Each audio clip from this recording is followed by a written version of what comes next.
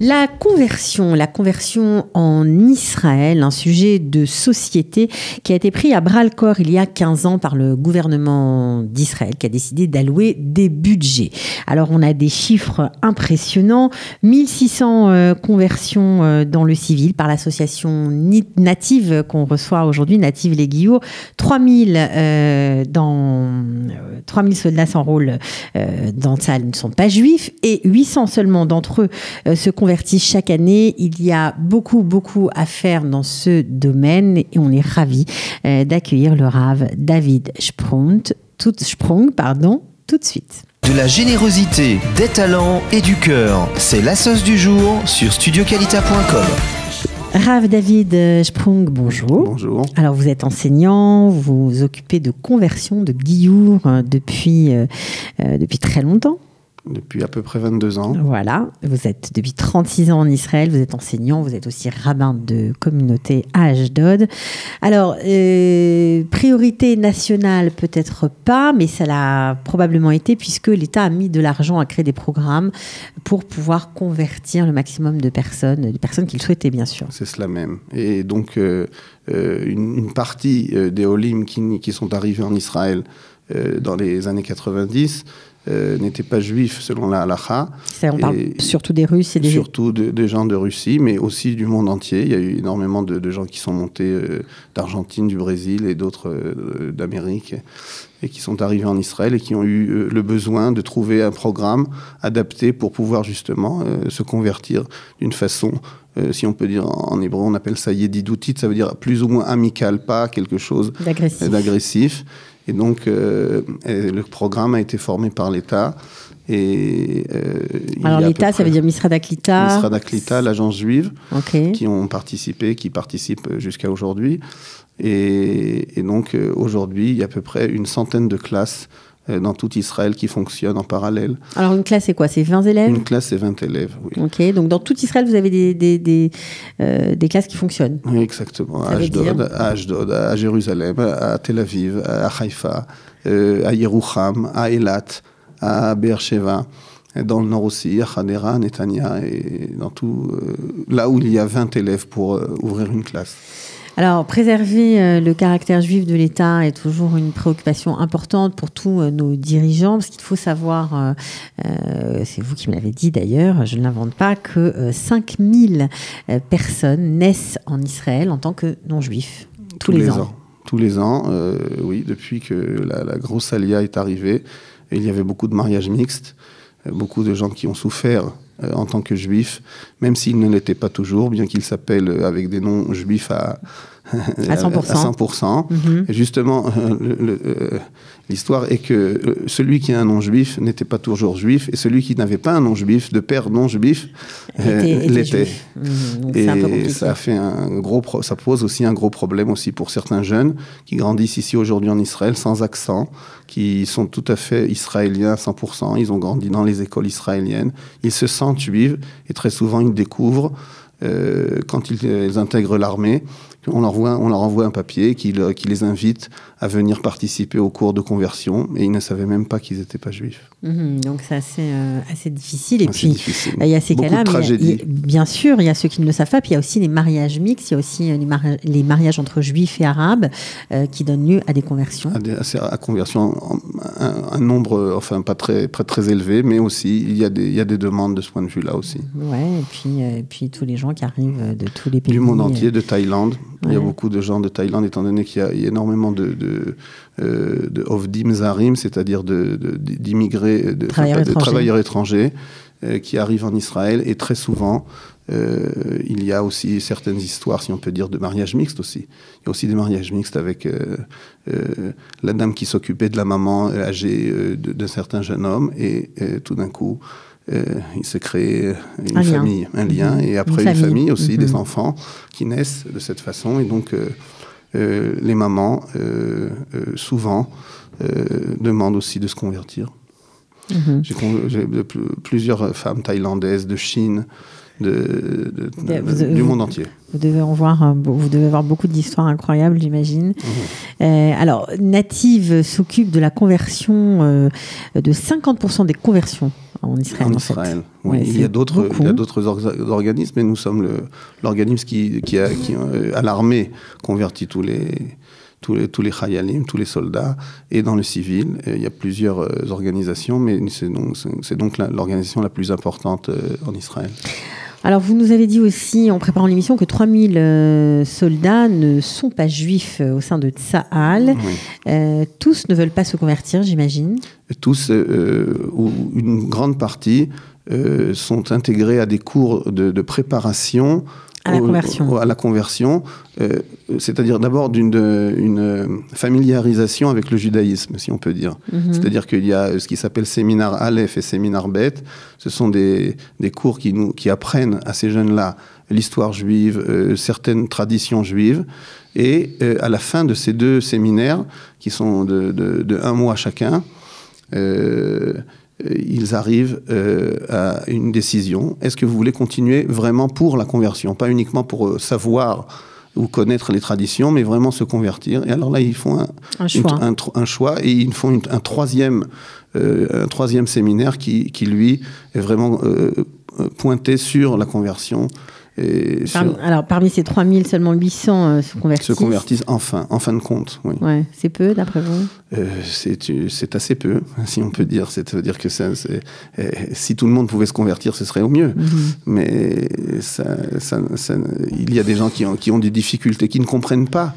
Pourquoi est-ce qu'on ne les considère pas comme juifs?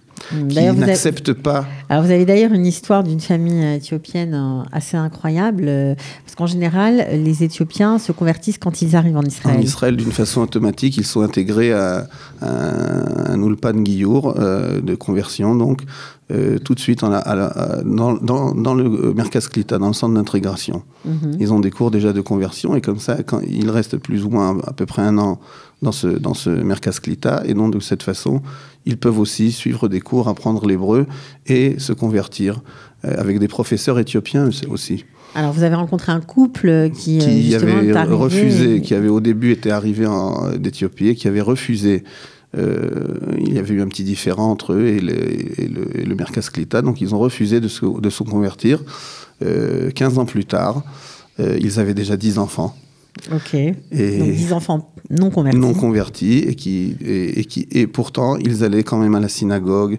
Ils étaient dans des écoles religieuses en Israël et donc les parents qui ont suivi le cours de conversion de Native à Ashdod ont aussi. Alors comment ils ont accepté finalement de se convertir? Ce sont des parents très, très cultivés. Ils ont compris qu'il y avait un besoin pressant, si on peut dire, puisque les 10 enfants arrivaient déjà à majorité.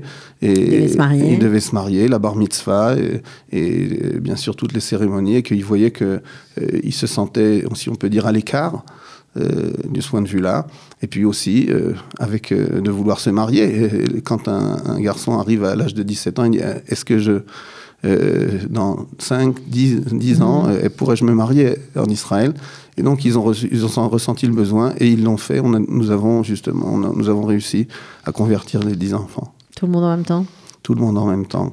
Ils ont tous dit le schéma Israël en même temps. Ça devait être ensemble.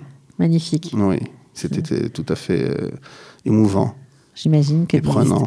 Mais j'imagine que. Mais je vais vous dire, chaque conversion à laquelle je suis présent au Beit Din est émouvante et j'ai toujours les larmes aux yeux.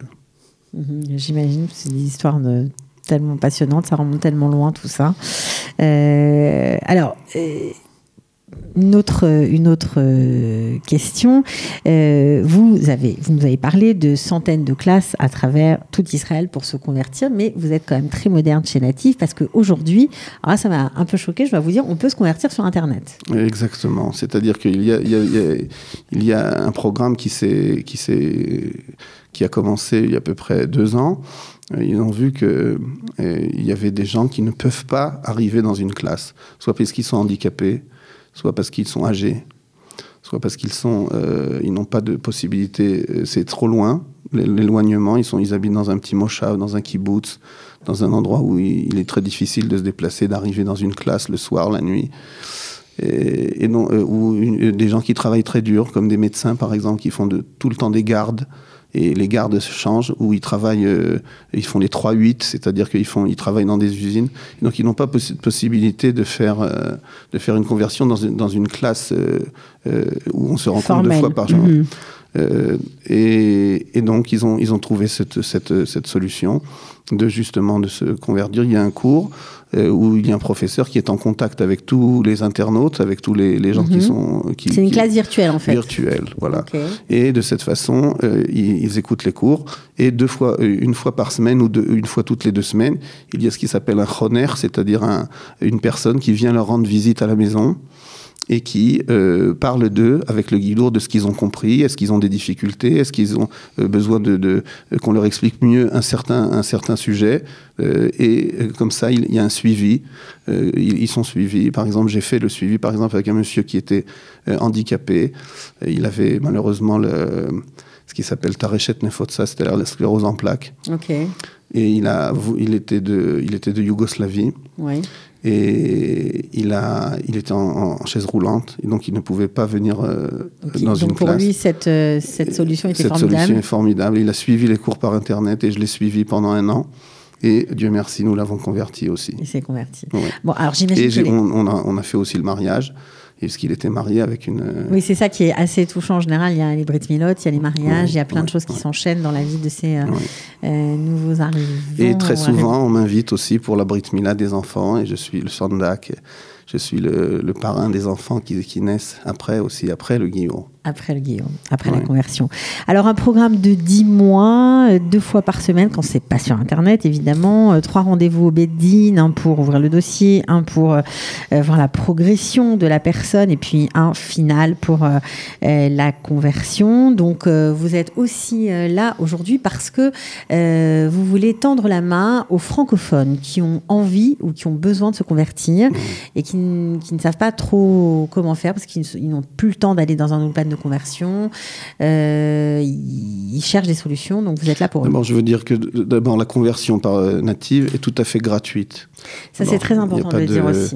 Oui, bien sûr. Au contraire, ils reçoivent les livres et les livres qui pourraient être suivis dans le cours.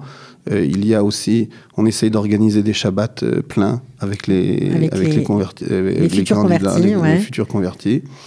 Et de cette façon, comme ça, ils peuvent voir le judaïsme, si on peut dire... Vivre le judaïsme. C'est important aussi qu'ils aillent à la synagogue d'une façon suivie.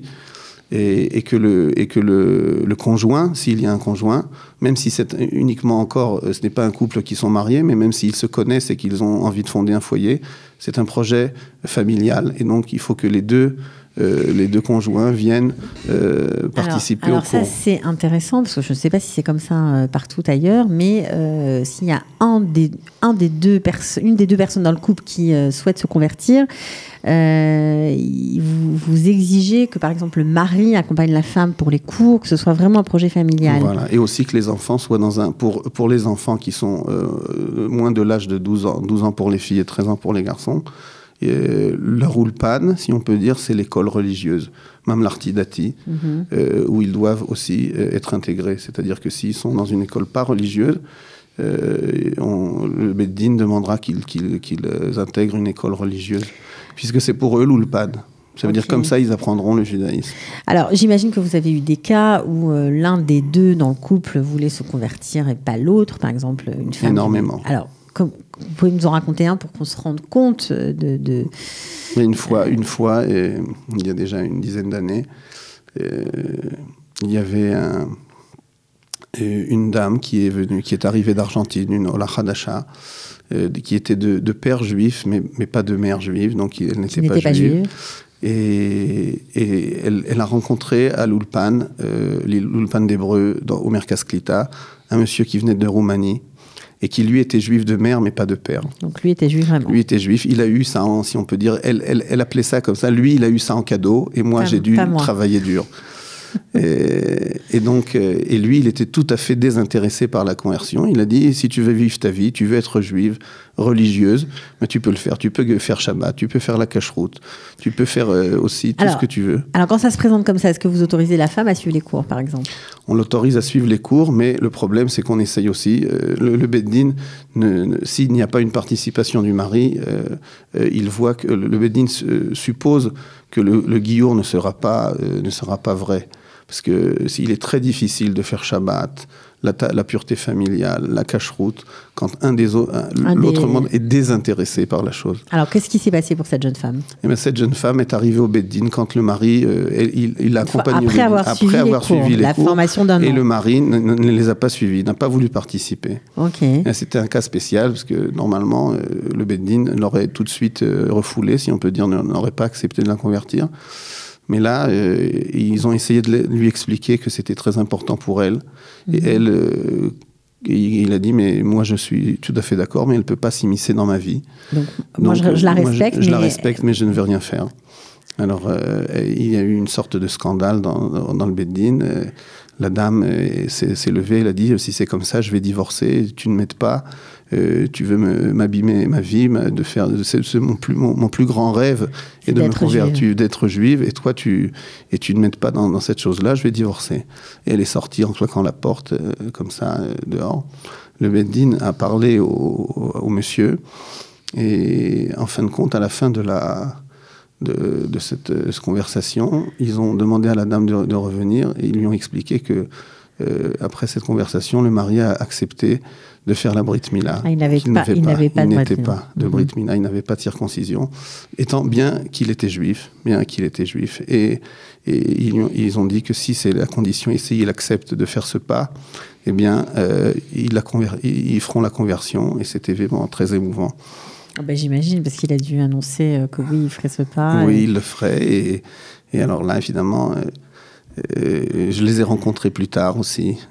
Ils avaient déjà leur petite fille, ils avaient 2 petites filles adorables qui ont appris après à la Oulpena, et lui aussi, petit à petit, sa femme l'a ramené au judaïsme de cette façon. Magnifique. Bon, j'imagine que tout le monde ne suit pas cette voie. Après la conversion, il doit y avoir bien sûr des gens qui abandonnent, même s'ils sont juifs. Il y a toujours des... Il y a toujours des hauts et des bas. Je crois qu'on ne peut pas dire que... aucun système ne peut pas être sans échec. Bien sûr. Mais je crois que le niveau de la conversion est justement bon, parce que les gens viennent de leur propre intérêt et de leur propre gré. Et c'est donc très important pour eux. Alors, que faut-il faire pour, s'il y a des francophones qui nous écoutent et qui ont envie de se convertir, qu'est-ce que vous demandez ? Est-ce qu'il faut qu'ils viennent à plusieurs ? Est-ce que chacun peut vous appeler séparément ?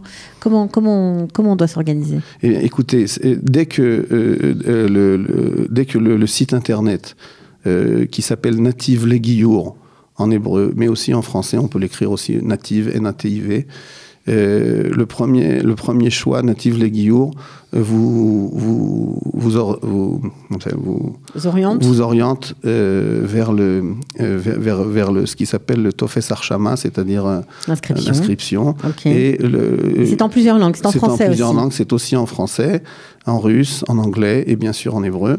Vous choisissez si vous voulez être dans le civil ou à l'armée, parce qu'il y a aussi peut-être des jeunes qui viennent s'engager en Israël. Tout à fait. Et après, vous laissez vous remplissez ce TOFES, ce formulaire, et ils vous rappelleront. Dès qu'il y aura 20 personnes qui pourront former une classe de francophones. Une classe de francophones. Si vous sentez le besoin que vous voulez le faire justement en français, étant donné que vous n'avez pas la possibilité, que vous n'avez pas encore la maîtrise de la langue, donc ils vont former des classes. Ils sont intéressés justement. Oui, c'est la priorité, je crois, cette année. Priorité, oui. Étant donné qu'ils voient qu'il y a énormément de Français, mais justement, les Français, bien qu'on sait, nous savons qu'il y a des Français qui ne sont pas juifs, qui sont israéliens. Et c'est pour ça aussi qu'on fait cette émission. Et on vous remercie d'être venu pour parler de ce sujet de société très important chez nous, puisque 5000, on l'a dit, on le répète, 5000 non-juifs naissent tous les ans en Israël, et 2500 sont convertis par Nativ. Bon, il y a peut-être d'autres ans. En tout, partout, tous les organismes. Nativ ne fait que 50% des... D'accord, 50% sur les 2500. Donc, il y a un gap de 2500 personnes. Et encore, voilà, on espère que ça ça changera, voilà. Merci beaucoup en tout cas pour cette émission. Et j'espère vraiment s'il y a des francophones qui sont intéressés par la conversion, ils vous contactent. Rav David Sprong, je suis sûre que vous serez à l'écoute. Tout le temps. Nous sommes 24 heures sur 24, sauf quand on dort. Sauf quand on dort. Bon, ben voilà. Eh ben, merci, à bientôt. Et ben, slachra pour votre travail. Merci, shalom, shalom. Ciao. De la générosité, des talents et du cœur, c'est la sauce du jour sur studioqualita.com.